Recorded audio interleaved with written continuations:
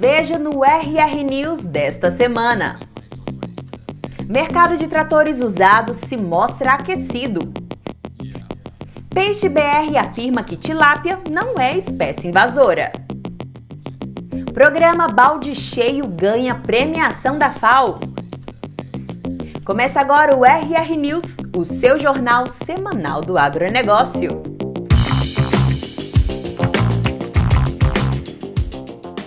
O programa Balde Cheio da Embrapa foi reconhecido pela Organização das Nações Unidas para a Alimentação e a Agricultura entre as melhores práticas e abordagens inovadoras do mundo para promover a segurança alimentar, o desenvolvimento sustentável e a transformação dos sistemas agroalimentares. A cerimônia global foi realizada na sede da FAO em Roma, na Itália, no último 15 de outubro. O evento fez parte da celebração dos 80 anos da entidade e também do Fórum Mundial da Alimentação. O projeto Balde Cheio é um projeto que foi idealizado pelo Dr. Arthur Quinelato de Camargo, que é pesquisador nosso aqui na unidade, pelo motivo de que a gente fazia muita palestra. E é uma coisa comum na atividade leiteira, né? Fazer palestra de técnicos, de produtores, para produtores de leite, explicando o que tem de tecnologia, né? E numa dessas palestras, o Dr. Arthur foi questionado, né, por um produtor. Foi lá no Vale do Paraíba, na região sul do estado do Rio, e ele foi questionado sobre isso, né? Doutor, muito boa a sua palestra, foi muito bacana, gostei de tudo que a gente viu. Mas quanto tempo vocês vão ficar aqui em Coatis, que era o município da palestra, né? Ele falou, não, estou indo embora, só vim dar palestra, né? Aí o produtor perguntou para ele, mas alguém daqui da região sabe fazer aquilo que o senhor falou? Ele falou, não, eu não sei, não conheço os técnicos daqui, não sei te dizer. Ele falou, então para que o senhor veio? O que o senhor veio fazer aqui então? Agora eu sei que existe saída para os meus problemas, mas eu não vou conseguir sair, porque não tem ninguém para me ajudar. Eu consigo fazer sozinho? Não, você precisa ter um técnico treinado que te acompanhe. E então, o senhor não devia ter vindo, eu estou saindo pior do que eu entrei aqui nessa sua palestra, né? Então foi uma coisa bem drástica, essa cobrança do produtor.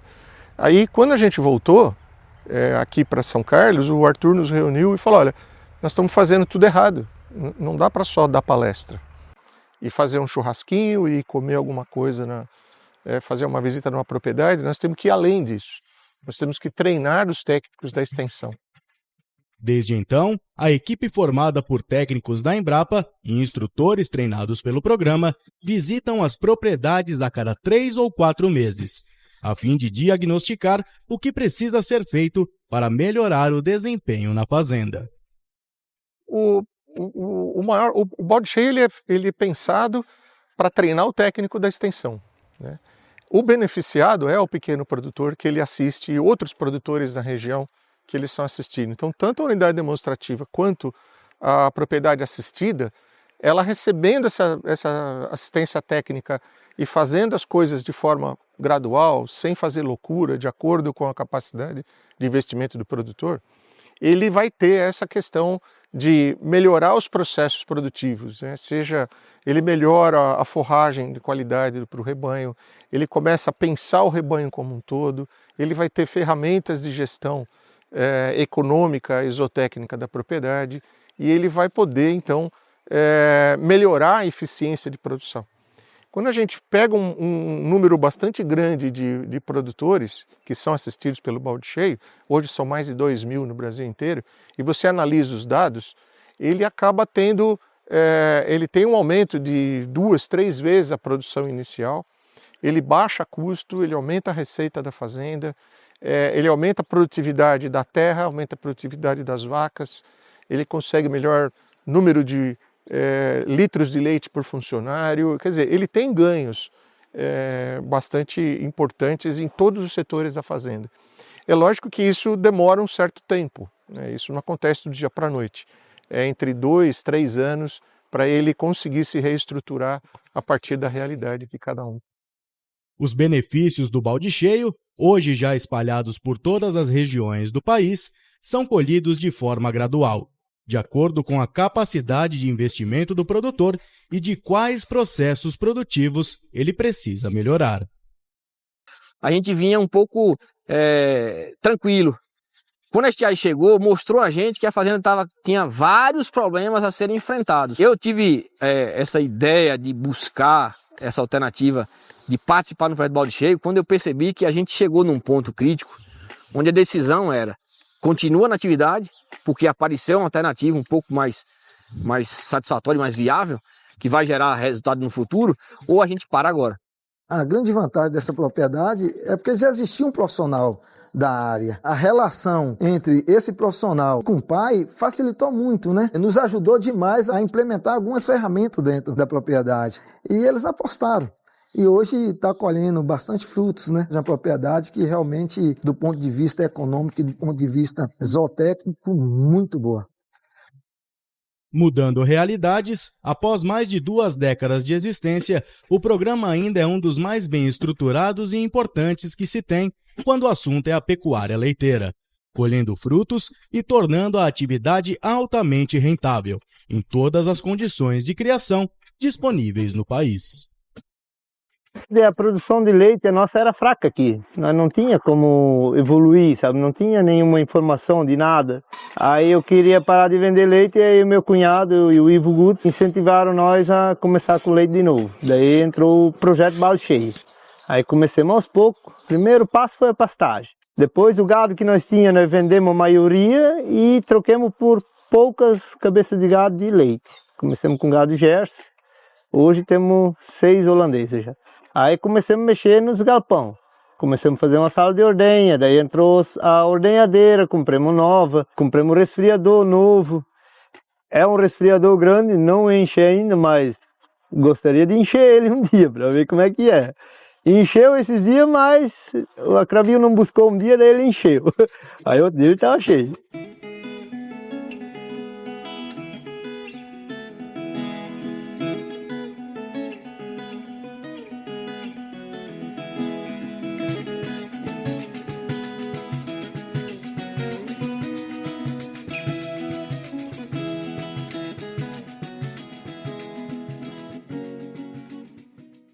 Após passar por momentos complicados nos últimos anos, a suinocultura paulista tem mostrado força e resiliência na retomada de mercado. A profissionalização e tecnificação dos produtos são 2 das peças-chave para isso. E o ano de 2025 tem se mostrado positivo para o setor.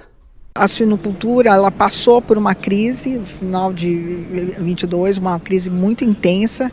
23 começou o mercado a dar uma melhorada, mas o ponto é que o profissionalismo da suinocultura paulista ela nos mantém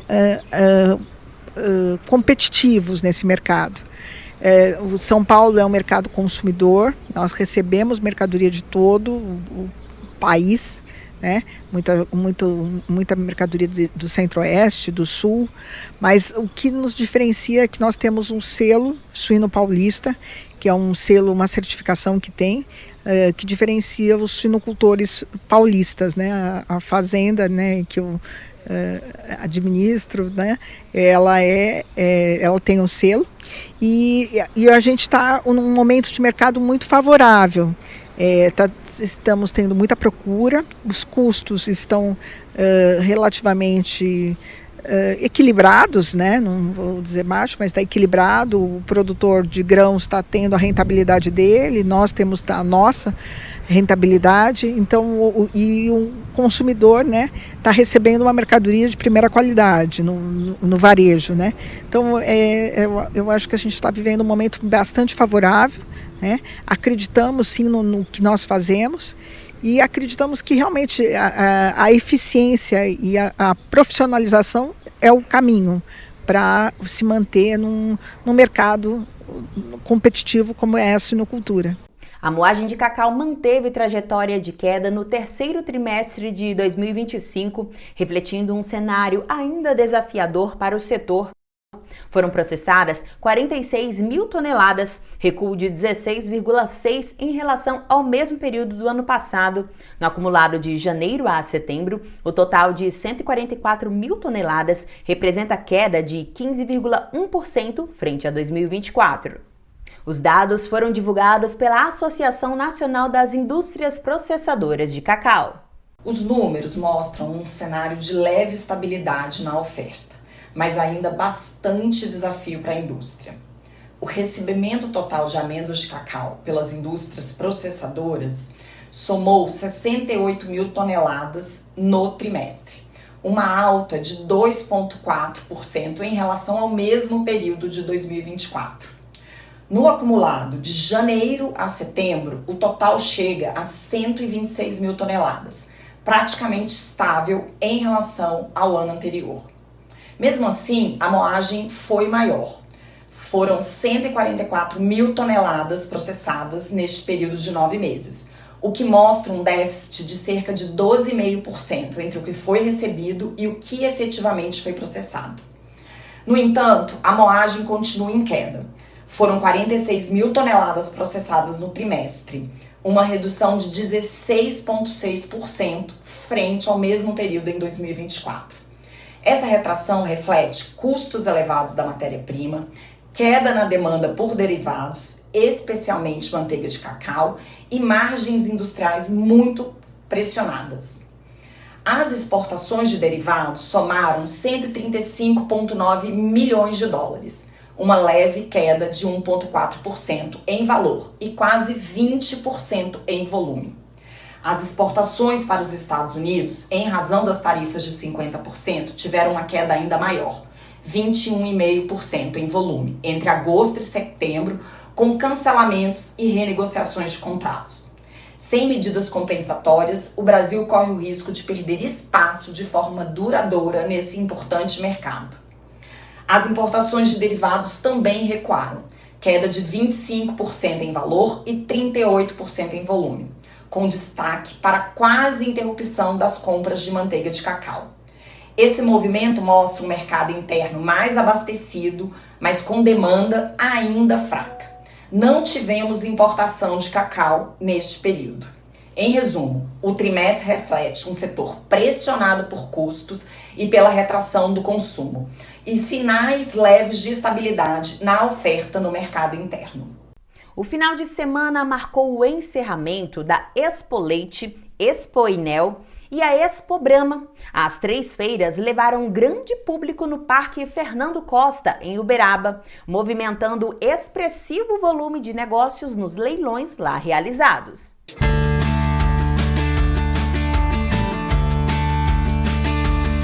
A Associação Brasileira dos Criadores de Zebu comemorou os resultados positivos da terceira Expo Leite. Além de recordes de produção leiteira, uma programação técnica extensa e uma agenda comercial completa, a feira movimentou mais de 9 milhões de reais em 6 leilões e um shopping. A pecuária leiteira é muito pujante e muitas das vezes falta um evento desse gabarito, desse porte. Um evento que reúne não só o criador, melhorador de genética, mas toda a indústria do leite, né? a academia, as faculdades. Então, é um evento repleto de eventos técnicos que começam no início da feira e ela encerra com essa coroação que é os julgamentos em pista. Além dos eventos comerciais, como por exemplo os leilões. Então esse perfil de evento que abrange toda a cadeia do leite, ele ajuda a colocar todos os atores no mesmo local e isso faz com que o segmento fique cada dia mais forte. A gente poder estar fazendo mais uma grande festa aqui no Parque Fernando Costa, para nós é muito importante. E é o momento de falar da cadeia do leite, reunir os criadores, associados, produtores e homenagear, né, as pessoas que fizeram um trabalho importante aí para o leite e para o Zebu. Temos que agradecer muito à ABCZ e sobretudo os amigos da pecuária.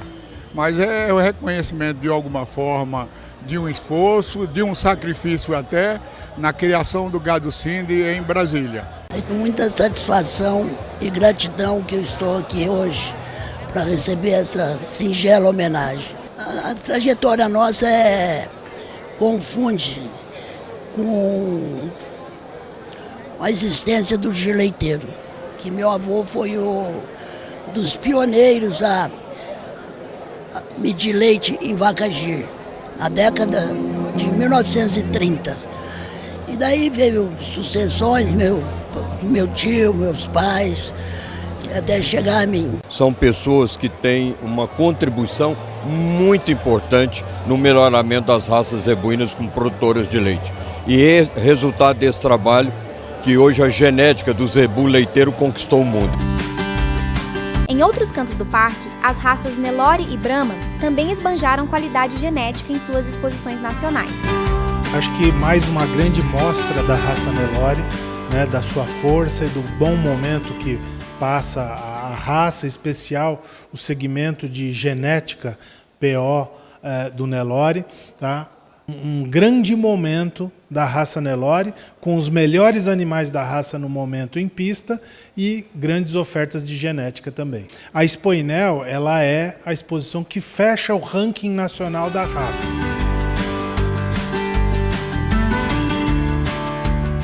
É a exposição, junto com a Expo Zebu, que a gente espera o ano inteiro para vir, né? Então, poder trazer os animais, poder participar dessa feira tão importante para a raça Nelore, para nós, o Nelore de Bertone, é um motivo de muito orgulho e um prazer poder estar aqui mais um ano trazendo nossos animais e expondo o que a gente tem de melhor no rebanho, né? É a Copa do Mundo do padrão, do mocho e também do pelagens. Então aconteceu várias exposições importantes pelo Brasil, a disputa está muito ferrenha, está muito igual. Tem 4, 5 criadores, expositores disputando o ranking. Então aqui essa exposição a gente diz que é a final da Copa do Mundo.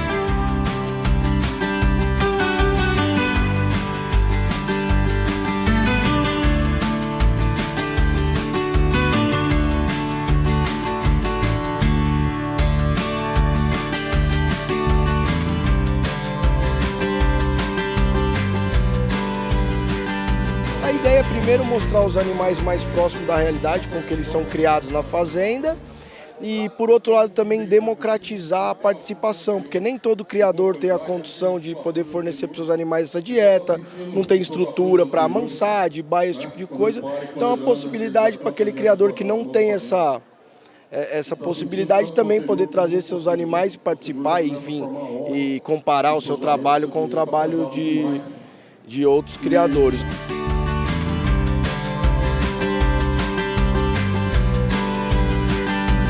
Essa exposição que mostra a força de um gado maravilhoso que contempla verdadeiramente a força do zebu brasileiro.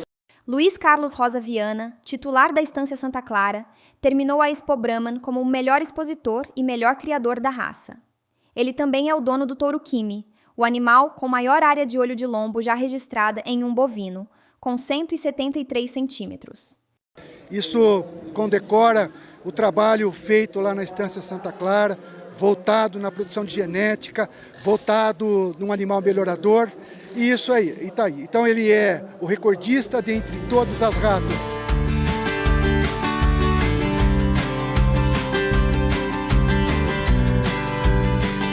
Isso aí demonstra um excelente potencial de crescimento, um excelente potencial de carne de qualidade e de rentabilidade. É isso que o Brasil precisa, é isso que o mundo precisa para a produção de carne.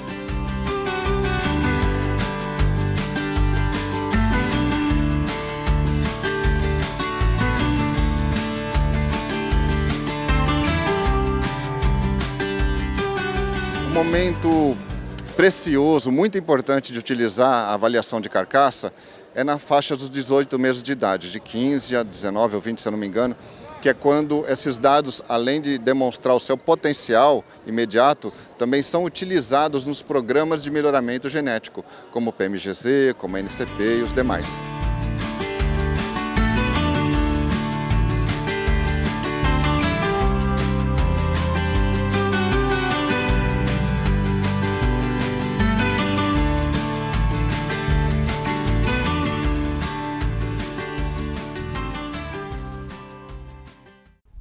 A Peixe BR contestou a proposta do Ministério do Meio Ambiente, que classifica a tilápia como uma espécie invasora. A medida, de acordo com a entidade, pode pôr em risco o futuro da criação destes peixes.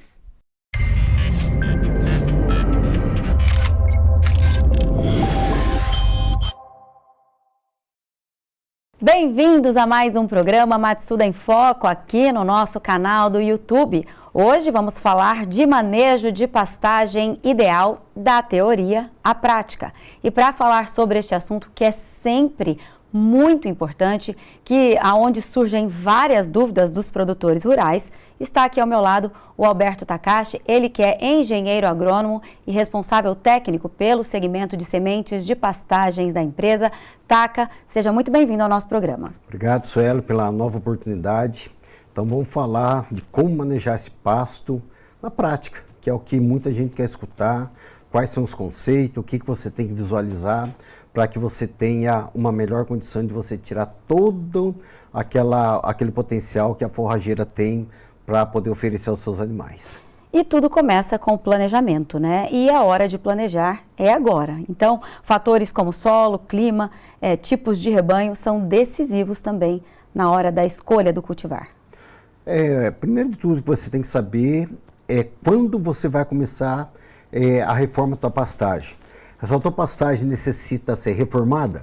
Essa pastagem necessita ser só recuperada? Tá? Então, são dois conceitos totalmente diferentes. Então, quando o teu pasto já está degradado, que tem poucas plantas por metro quadrado, a quantidade de plantas invasoras, plantas daninhas é bastante grande, aí não tem jeito. Aí você tem que preparar o solo, eliminar todo esse material e aí você fazer um novo plantio. Agora, quando você tem uma boa densidade de planta, você sabe que o pasto está bem estabelecido, mas ela já não tem a mesma capacidade de suporte, que você percebe que ela demora para rebrotar, mas nesse caso, talvez só uma simples adubação, melhorar o manejo, você consiga recuperar a pastagem. Então, a identificação da atual situação da tua pastagem é a primeira coisa que você tem que fazer, para saber se você vai reformar completamente a tua pastagem ou só vai recuperar. Então, qualquer dúvida, né, procure um técnico da tua confiança, faça essa avaliação para que você não tenha o problema de você utilizar o dinheiro que é caro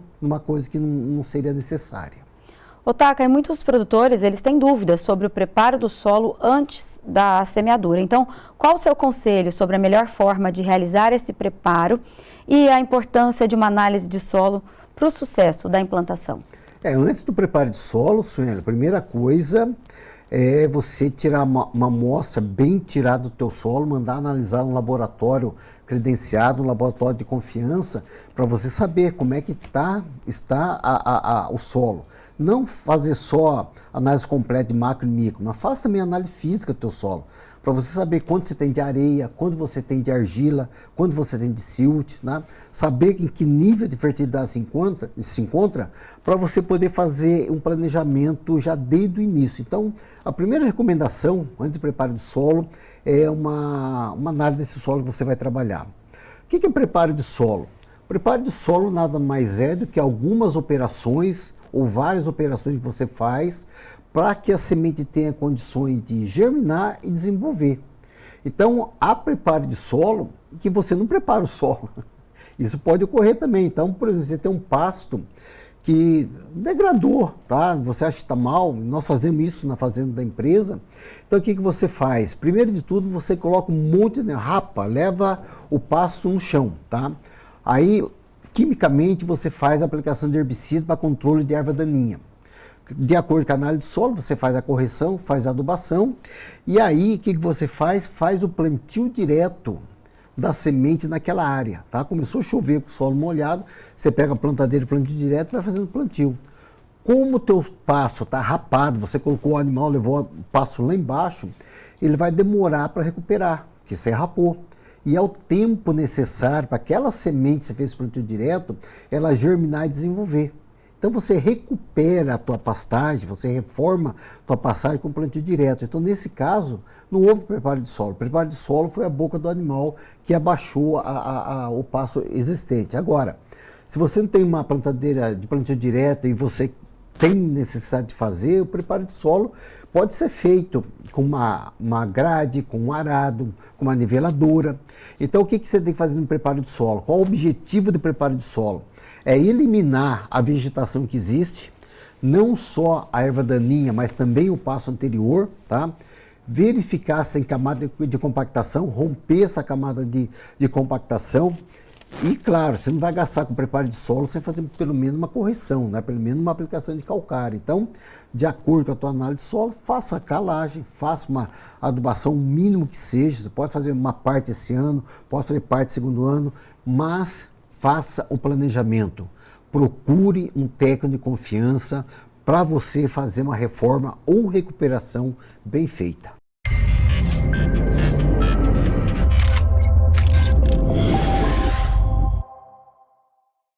Para assistir a entrevista completa de forma gratuita, basta acessar a Ruralflix e fazer o seu cadastro lá. E aproveite também para conferir todo o conteúdo oferecido na plataforma. Vale a pena!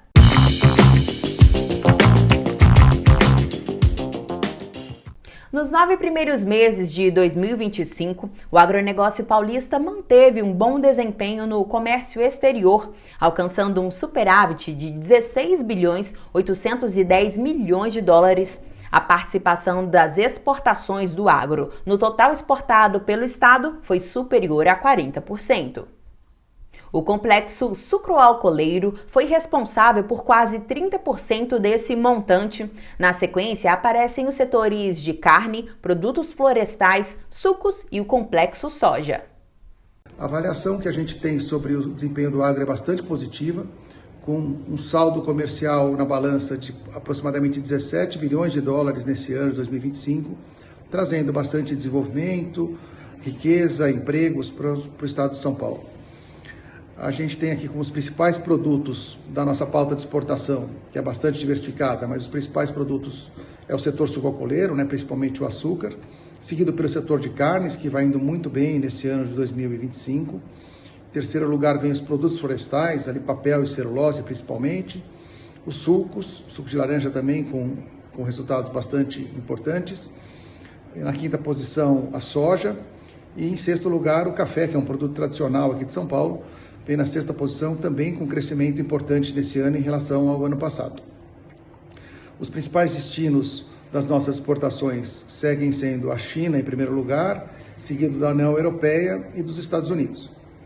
Em relação aos Estados Unidos, houve uma redução nos últimos 2 meses nas exportações devido às tarifas impostas a partir de agosto, mas esse impacto é um pouco abaixo do que vinha sido previsto.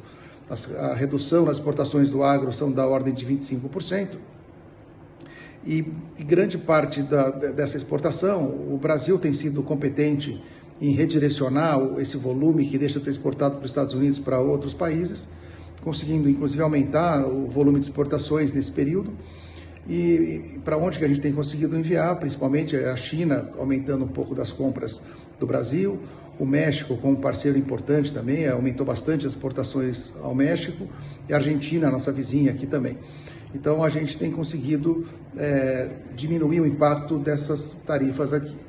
O estado de São Paulo, no ano de 2024, foi o estado que mais exportou produtos do agro dentro do Brasil. E nesse ano de 2025, por enquanto, São Paulo está no segundo lugar, ainda faltam esses 3 meses aí que às vezes São Paulo pode passar para a primeira posição, mas por enquanto o Mato Grosso está em primeira posição, seguido aí de São Paulo, bem próximo, depois Minas Gerais, Paraná e Rio Grande do Sul. Esses 5 estados em conjunto representam 2/3 das exportações do agro brasileiro. As vendas de tratores usados cresceram 13% por meio da plataforma OLX em 2025, na base comparativa de janeiro a agosto desse ano, com o mesmo período de 2024. Na sequência, estão as roçadeiras com um aumento de 9% nas comercializações. As empilhadeiras ocupam o terceiro lugar, com variação positiva de 2%.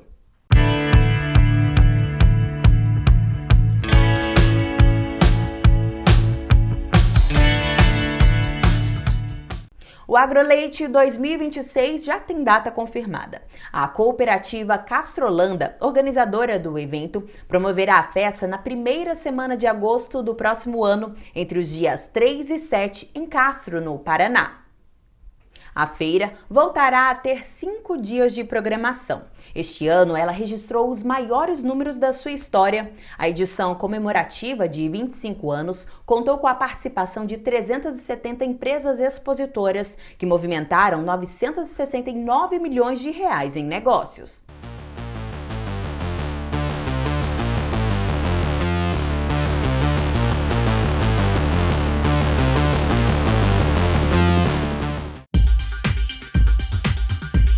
estado de Minas Gerais registrou uma marca histórica de 10 milhões de hectares queimados em 40 anos e enfrenta uma crise ambiental sem precedentes.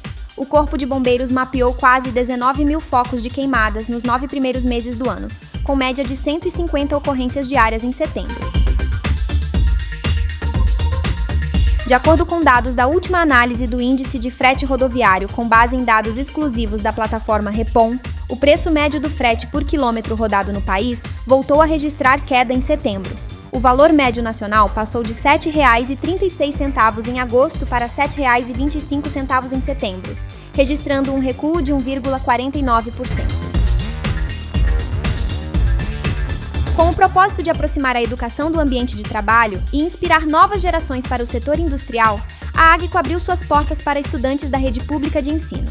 A iniciativa impactou mais de 320 alunos, proporcionando experiências práticas sobre o funcionamento da indústria de máquinas agrícolas. O projeto Agco na Escola, Escola na Agco é um projeto que a gente iniciou com uma parceria junto com a Prefeitura de Santa Rosa e Senai, com um objetivo, um propósito muito bacana, que é oportunizar os jovens, né, a conhecerem a indústria, a Agco, suas tecnologias, as oportunidades que tem de trabalho, de carreira, né, e fazer com que nós, voluntários aqui da Agco, fomos até as escolas municipais, todos os 9º anos das escolas municipais, foram mais de 12 escolas, mais de 320 alunos nós visitamos, onde que esses voluntários estudaram nessas escolas, né? Então, por exemplo, eu estudei numa escola municipal, eu fui lá e contei a minha história, contei a minha trajetória, como é que eu iniciei a minha carreira, né? Teve pessoas que iniciaram a carreira no Senai, fizeram toda a trajetória, hoje tem 15, 20 anos de empresa, né? Tem cargos aqui de especialistas, engenheiros, tem pessoas com a questão de gestão, para fazer o quê? Para fomentar e gerar o despertar desses jovens a entrarem na indústria, né? Visto que a gente está observando que o Senai está com dificuldade de fechar vagas da procura dos jovens pela indústria, então nós, a Agco, a gente deu um passo muito promissor no quê? De dar o primeiro passo junto com esses jovens e de gerar o despertar deles, conhecerem a fábrica, né? Terem o primeiro contato de conhecerem o que é uma empresa de colheitadeira, conhecer desde o processo primário até o processo de solda, pintura, montagem, conhecer a área administrativa, né? Ver também a questão de mulheres que estão trabalhando na fábrica. Existe ainda um preconceito, vamos dizer assim, que as mulheres não podem trabalhar numa indústria, e é bem ao contrário, né? Mostramos aqui na fábrica que tem mulheres trabalhando em engenharia de manufatura, engenharia de qualidade, tem soldadoras, tem montadoras. Olha que bacana que é mostrar, expandir os horizontes, né, das mulheres, que também pode ser, sim, importantíssimo, né, entrar na área da indústria. A fim de ampliar o leque de opções aos consumidores e divulgar ainda mais a suinocultura brasileira, uma chefe de cozinha está produzindo um livro de receitas exclusivo com cortes que realçam o sabor e a qualidade dessa carne. A suinocultura ainda não... O corte suíno, na verdade, ainda é muito pouco difundido no Brasil. Eu estudei no Senac há 10 anos atrás e uma inconformidade era que só tinha 3 receitas no livro da classe que eu fiz.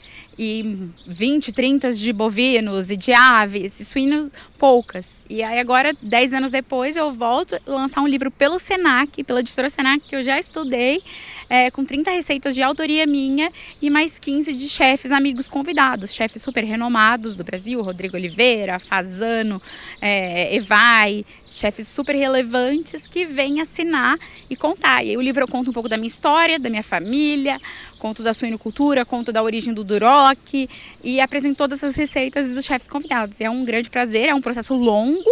Eu vou para a Itália também tirar fotos com a minha família lá, que continua ainda com a fazenda, a criação, no final do ano. E o ano que vem a gente deve lançar para o segundo semestre. A Embrapa está promovendo um novo curso online gratuito sobre a inoculação e co-inoculação em soja. A ideia é trazer informações atualizadas sobre essa temática para profissionais das ciências agrárias, produtores e estudantes. A Embrapa Soja promove um novo curso online gratuito sobre inoculação e co-inoculação na soja, para técnicos, produtores e estudantes. O curso é ministrado pelos pesquisadores da Embrapa Soja, Mariângela Hungria, Marco Antônio Nogueira e por mim, André Prando.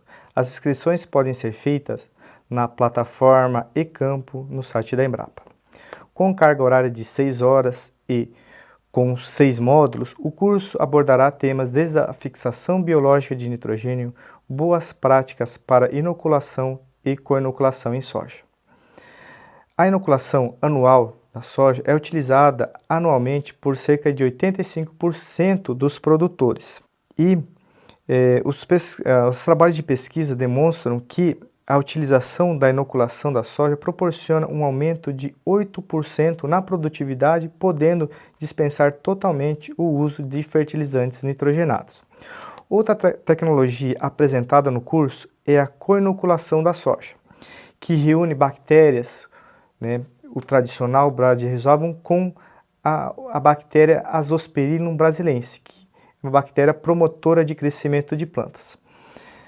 Lançada em 2014, a co-inoculação já é adotada por cerca de 34% dos produtores. E, de acordo com o levantamento da Embrapa, realizado em 2024, os benefícios da inoculação e co-inoculação da soja promovem uma economia estimada em 25 bilhões de dólares por dispensar o uso de fertilizantes nitrogenados. Além do benefício econômico, por dispensar esses fertilizantes, o uso das bactérias ajudou a mitigar em 2024 a emissão de mais de 230 milhões de toneladas de CO2 equivalentes. Então, são benefícios econômicos e também ambientais. Não perca essa oportunidade, entre no site, se inscreva e aproveite o curso. As inscrições podem ser feitas na plataforma eCampo da Embrapa através do link que aparece aqui na tela.